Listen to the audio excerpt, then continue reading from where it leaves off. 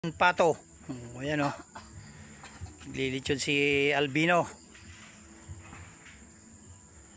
O yan. Ayan. Litsyon pato. O.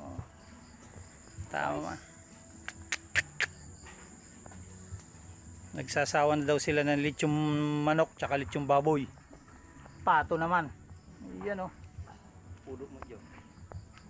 Silang dalawa ni Puroy. O. Tama. Yun. Hindi na kayo. Mike yun, mga kalakay. Mga kalakay, let's go! Yan. 30 minutes na lang, luto na. Ay, O yan. O yan, ang finished product natin ng pato.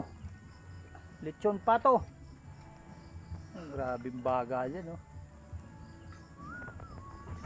Hindi ko na videoan yung pagtimpla nila ng ricado niya. Kasi nagluluto rin ako sa kabila ng ginitang bilo-bilo at saka biko.